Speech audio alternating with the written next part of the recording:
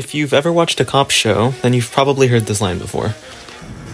All right, Mr. DeBoer, I'm going to read to you your Miranda rights, okay? All right, you have the right to remain silent.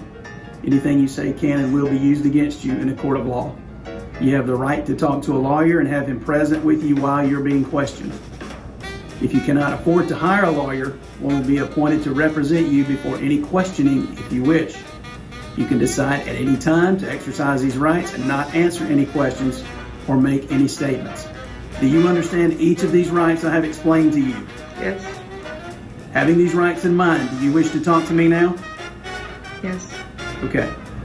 These are called your Miranda rights. But did you know those words weren't always a part of police procedure? In fact, they only came into existence after 1966, and they all started with one case, Miranda v. Arizona. So, today, we're going deep into the case that transformed American policing, reshaped constitutional law, and introduced every suspect to their most basic rights. Ernesto Miranda was a 23-year-old who was arrested at his home and taken directly to Phoenix, Arizona police station.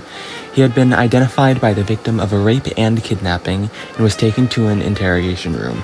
He had been questioned about the crime and at first maintained his innocence, but after 2 hours, police emerged from the room with a written confession. The police admitted that neither before nor during the questioning had Miranda been advised of his right to speak with an attorney before answering any questions. At trial, when prosecutors offered Miranda's written confession as evidence, his court-appointed lawyer, Alvin Moore, objected that because of these facts, the confession was not truly voluntary and should be excluded. Moore's objection was overruled, and based on his confession and other evidence, Miranda was convicted of rape and kidnapping. He was later sentenced to 20 to 30 years of imprisonment on each charge. Moore filed Miranda's appeal to the Arizona Supreme Court, claiming that Miranda's confession was not fully voluntary and should not have been admitted into the court proceedings. The Arizona Supreme Court affirmed the trial court's decision to admit the confession in State v. Miranda.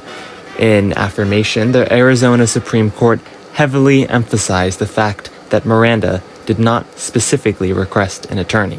On June 13, 1966, the Supreme Court issued a 5-4 decision in Miranda's favor that overturned his conviction and sent his case back to Arizona for retrial.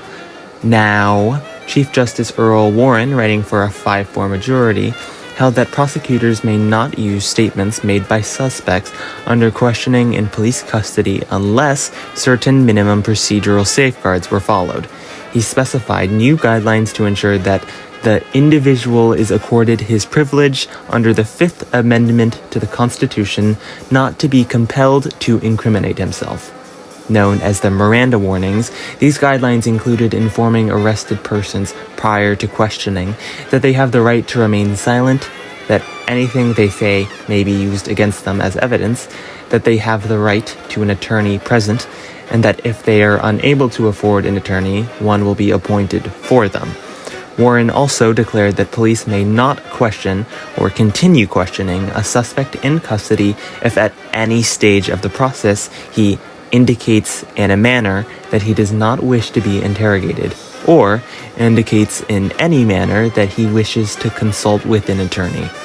Although suspects could waive their rights to remain silent to consult to an attorney, their waivers were valid, for the purpose of using their statements in court, only if they were performed voluntarily, knowingly, and intelligently.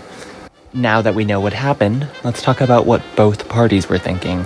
First of all, Ernesto Miranda likely believed that he had no real choice but to answer the police's questions. He may not have fully understood his legal rights or the consequences of confessing without a lawyer present.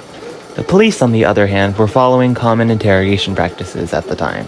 They likely believed that securing a confession, even without informing the suspect of their rights, was acceptable and effective for prosecution. The case also happened in the mid-1960s, a time of growing awareness and activism around civil rights. The Warren Court, led by Chief Justice Earl Warren, was actively working to expand the rights of individuals, especially those accused of crimes. The court saw the criminal justice system as tilted in favor of the government and wanted to create more balance. Miranda happened when the legal and political climate was focused on protecting people's civil liberties, especially against the power of the state. Some people saw the decision as a victory for civil liberties. It emphasized that constitutional rights apply outside of court, and it gave people tools to protect themselves from police overreach. Others might have thought it would make law enforcement harder by allowing guilty people to stay silent or demand lawyers. Over time, however, Miranda warnings became standard and widely accepted. Most Americans now see them as a basic part of due process.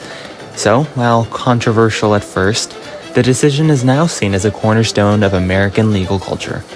So, what happened to Ernesto Miranda after all this? Well, after the Supreme Court overturned his conviction, he was retried, this time without the original confession, but he was convicted again, based on other evidence, and served several years in prison.